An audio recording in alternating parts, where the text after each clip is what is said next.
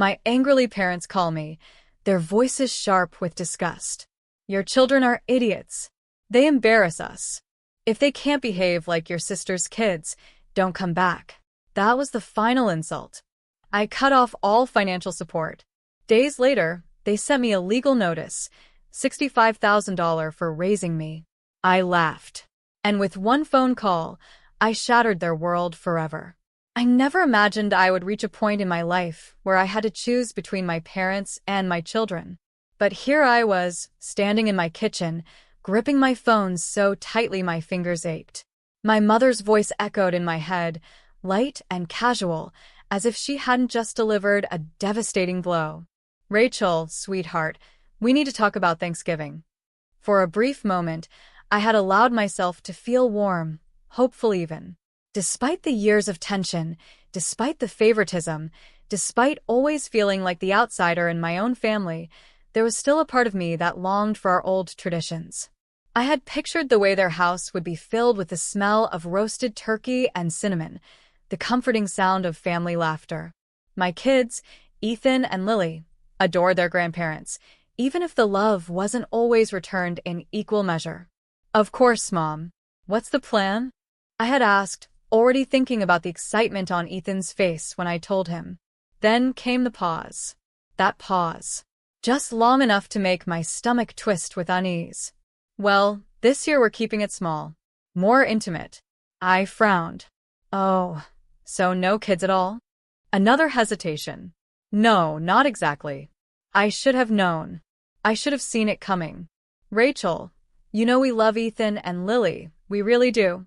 But they're, energetic. We just feel like it would be better if you and David came alone this year. It's not personal, just one peaceful evening. I had felt like the floor had been ripped out from beneath me. Just my kids. My voice had come out small, uncertain, as if I hadn't already guessed the answer. Mom sighed as though she was the one being inconvenienced. Jessica and Mark are coming with their kids, of course. You know how well-behaved they are. And there it was. The truth laid bare. My children weren't enough for them. My parents had always favored Jessica, my older sister, their perfect firstborn. She could do no wrong in their eyes. Growing up, I had spent years trying to live up to the impossible standards she had set, but nothing I did was ever enough. Jessica got the praise, the attention, the unwavering support, while I was expected to be grateful for the scraps. It had been easier to ignore when I was younger. I had told myself I was overreacting, reading too much into things. But after I had children, it became undeniable. Jessica's kids got extravagant gifts, surprise visits, their grandparents cheering in the front row at school events. My kids? A rushed birthday card in the mail.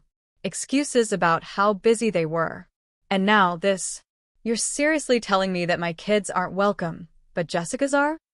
Oh, Rachel, don't be dramatic, Mom had sighed, irritation creeping into her voice. It's just one dinner. I had swallowed back the anger rising in my throat.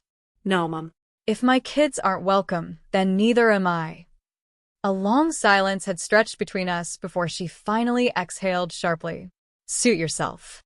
And then she hung up.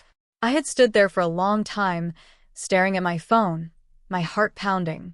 In the next room, I could hear Ethan and Lily laughing as they built a pillow fort, completely unaware that their grandparents had just cast them aside like an inconvenience. I should have expected it. I should have been used to it by now. But it still hurt. When I told David, he had been furious. You don't owe them anything, Ratch, he had said, shaking his head. They've treated you like an afterthought your entire life. Why should your kids be any different? I had nodded, but deep down, I still felt the sting of rejection. No matter how much I tried to convince myself otherwise, there was still a part of me that wanted to believe my parents would change. That they would see how much they were hurting me and my children, and finally do better.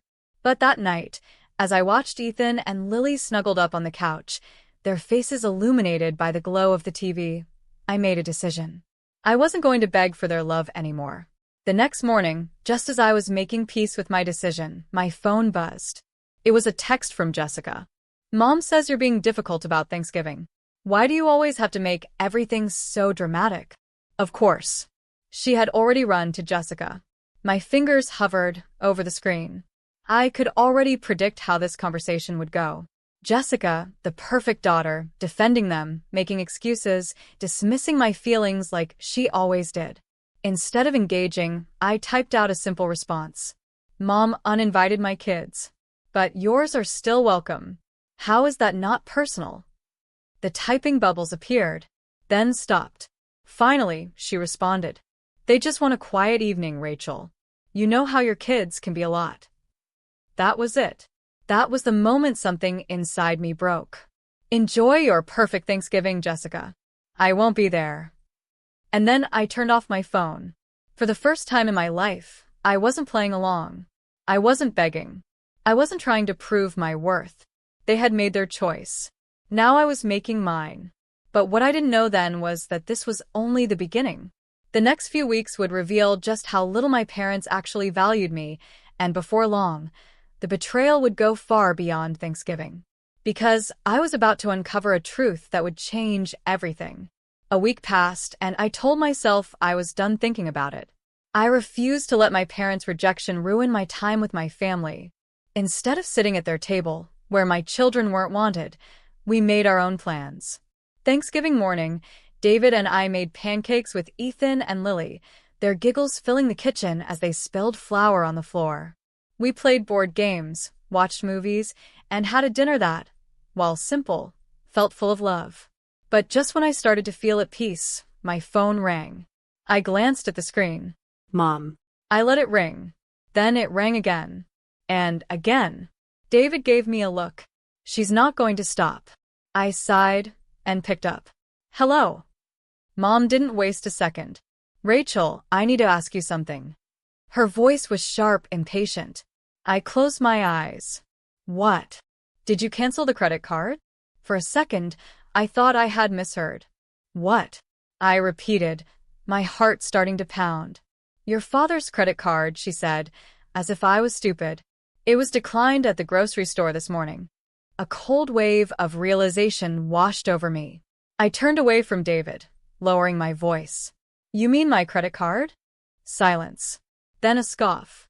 Oh, Rachel, don't be ridiculous. It's just a card. You make good money, and we figured. My stomach twisted.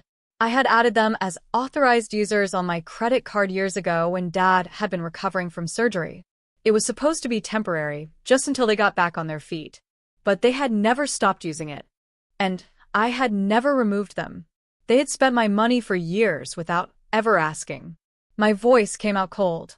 How much have you charged? Mom sighed. Why are you acting like this? We're your parents. We took care of you. How much, Mom? Oh, I don't know. Maybe 20,000? 22? It's not a big deal, Rachel. I felt sick. $22,000. For groceries? Gas? No. They had used my card for years, without once thinking they needed to tell me. I had been so busy with my own life, raising my children, balancing work and home, that I hadn't noticed the money leaving my account little by little. They had counted on that. I clenched my jaw. I canceled it. You're not getting another dime from me. Mom let out a dramatic sigh. Rachel, don't be unreasonable. We raised you. We sacrificed for you. It's only fair you give back. My grip on the phone tightened. Fair? Fair would have been asking me, Mom, not stealing from me. She made a disgusted noise. You always overreact. This is exactly why it's so hard to talk to you. That was it. I swallowed the lump in my throat. You're right about one thing, I said, my voice dangerously calm. This conversation is over. And I hung up. David had been watching me the whole time. He stepped closer. Ratch. I took a shaky breath. They stole from me, David. They used my card for years. His jaw tightened. How much? I whispered. 22,000. He exhaled slowly, shaking his head. Unbelievable. I sat down, my head in my hands. I had spent my whole life bending for them, trying to be enough, trying to prove I deserved their love. And all I was to them was a source of money. That night, I lay awake, staring at the ceiling. I knew cutting them off financially wasn't the end of this. They wouldn't let it go. And I was right. 3 days later, I got an envelope in the mail. A formal-looking one, with my parents' return address. I opened it, my stomach sinking. Inside was a legal document. I scanned the words, my eyes blurring as I read. They were demanding reimbursement for raising me. I let out a hollow laugh. They had even itemized costs, things like food, clothes, medical expenses from when I was a child. And at the bottom, a final sum, $65,000. David grabbed the letter from me, reading it with wide eyes. You've got to be kidding me. I let out a shaky breath. They want me to pay them back for being their daughter. He threw the paper onto the table. They've lost their minds. And I agreed.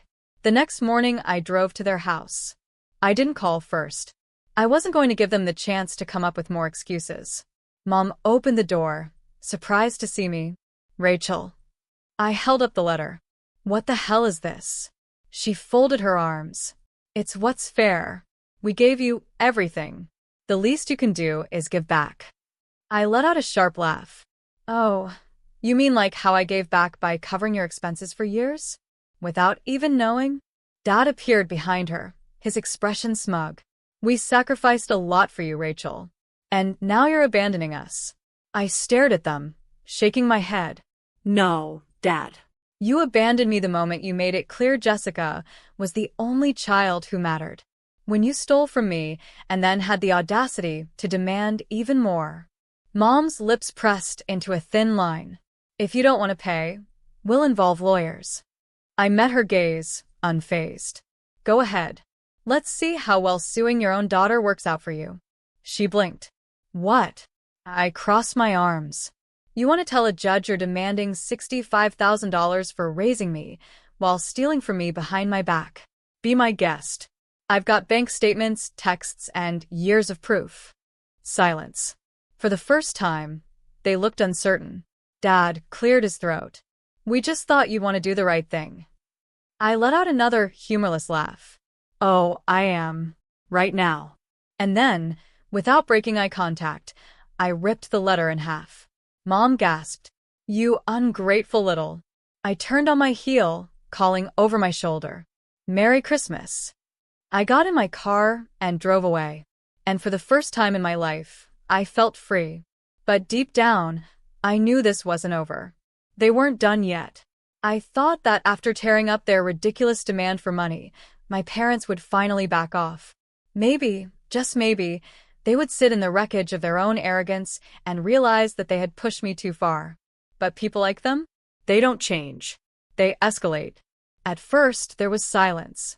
No calls, no texts, nothing. It was almost unsettling, like the calm before a storm. I figured they were hoping I would cave, that I would come crawling back, begging for forgiveness like I had always done in the past. But they underestimated just how done I was. Then, 2 days before Christmas, my phone buzzed. A message from Mom. Rachel, this is ridiculous. We're family. You don't turn your back on family over a silly argument. I stared at the screen, shaking my head. They still didn't get it. I ignored it. The next day, another message. We forgive you. Come to Christmas dinner, and we'll forget this ever happened. I almost laughed. They forgive me? They had lied to me, stolen from me, manipulated me, and now they were the ones handing out forgiveness? Then, a few hours later, Jessica chimed in. Mom and Dad are really hurting Rachel. Just apologize so we can move on. I rolled my eyes. Of course, in Jessica's world, I was the one who had done something wrong. She had always played that role, Mom and Dad's loyal soldier, always ready to enforce their rules, always ready to make sure I knew my place. I typed out a response. Funny. They weren't hurting when they were stealing from me. Or when they told me my kids weren't welcome at Thanksgiving. I think they'll survive. I hit send and blocked her number. I was done. Then Christmas Eve arrived. David and I had just finished putting the final touches on the tree. The house smelled of cinnamon and pine. Soft Christmas music played in the background, and Ethan and Lily were running around in their pajamas, too excited to sleep. Their little faces glowed with happiness, their laughter filling every corner of the house. It was perfect. peaceful. Exactly what I had wanted. And then the doorbell rang. David looked up from the couch, his brows furrowing. No way. I already knew. I walked to the door, my stomach tightening as I peered through the peephole. Mom. Dad. And they were holding a gift. I sighed, debating whether to ignore them. But I knew them. If I didn't open the door, they would keep ringing the bell, making a scene. So, I pulled the door open. What do you want? Mom's face lit up with fake cheerfulness. Merry Christmas, sweetheart. Dad held out the present in his usual authoritative way, as if he expected me to take it without question. For the kids. I didn't move to take it. Instead, I folded my arms. No thanks. Mom's smile flickered, her eyes darting to Dad. Rachel, don't be stubborn. Let's not ruin Christmas over this. I let out a sharp, humorless breath. Oh, you mean like how you ruined Thanksgiving? When you told me my children weren't good enough for your table? Her mouth opened, then snapped shut. Dad sighed, shifting his weight. Come on, Rachel. Let's just be a family again. I stared at them. I knew what this was. It wasn't about Christmas, and it certainly wasn't about my kids. They didn't miss me. They missed my money. You don't want to be a family, I said quietly. You want me to go back to being useful. Their silence told me everything. I shook my head. Take your gift and go. Mom's expression hardened. Rachel, don't be selfish. Think about the children. I let out a cold laugh. I am thinking about the children. That's exactly why you're not in their lives anymore. Dad's jaw tightened, his face darkening. You really want to do this? I exhaled, my voice calm and unwavering. I already did. And with that, I shut the door in their faces. I stood there for a moment, my hand still on the doorknob, waiting for the familiar wave of guilt to hit me. But it never came. Instead, I felt relief. Behind me, Ethan and Lily were still giggling, completely oblivious to what had just happened. And that was a good thing. I turned back to them, forcing a smile. Who's ready for hot cocoa? Their little faces lit up, and just like that, the moment was gone. That night, we had the best Christmas ever. Ethan and Lily tore into their presents, their laughter echoing through the house. We drank hot cocoa, played board games, and watched Christmas movies until they fell asleep curled up on the couch. David pulled a blanket over them and glanced at me. You okay? I nodded. Yeah. I really am. Because for the first time in my life, Christmas wasn't about proving myself. It wasn't about earning love. It was about us. Real family. The kind that doesn't come with conditions. The kind that loves you for who you are, not for what you can give. I thought that was the end of it. But I should have known better. Because on New Year's Eve, they did something I never saw coming. New Year's Eve was supposed to be a fresh start. A night to leave the past behind and step into a better future. That's what I told myself as I set up the snack table, laughter and music filling our home. Ethan and Lily were buzzing with excitement, running around in their little party hats, counting down the hours until midnight. David poured champagne for us, a soft smile on his face. It was our night, our celebration.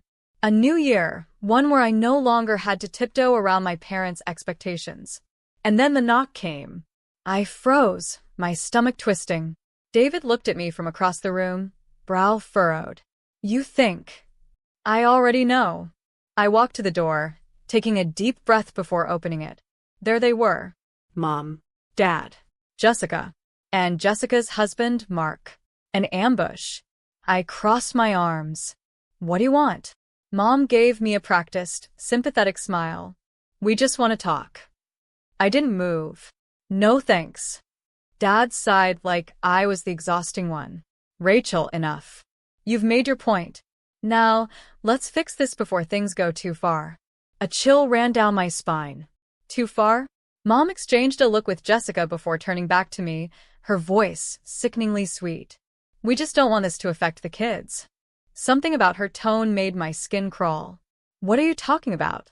Jessica stepped forward, arms crossed like she was the one who had been wronged. Mom and Dad have been talking to a lawyer. I stiffened. A lawyer? Mom nodded, her eyes gleaming with false concern. We're just worried, Rachel. You've cut your children off from their real family over a silly misunderstanding.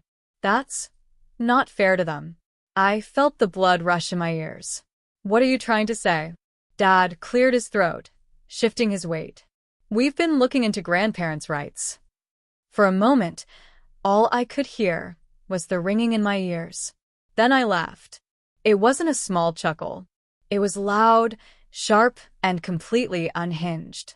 Jessica's face twisted. What's so funny? I wiped at my eyes, still grinning. Oh, you're serious.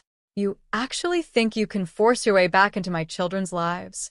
Mom's lips pressed together in a thin line. We've done nothing wrong.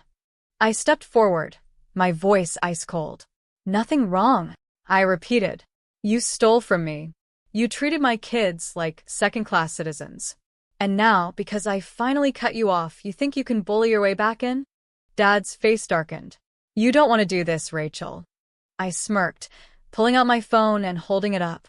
I want you to think real carefully about what you're about to do. Because I've got every text, every voicemail, every demand for money. And I promise you, if you try this, I will bury you. Jessica's husband, Mark, who had been silent this whole time, finally spoke up. Maybe we should. Shut up, Mark. Jessica snapped. I turned my attention back to my parents.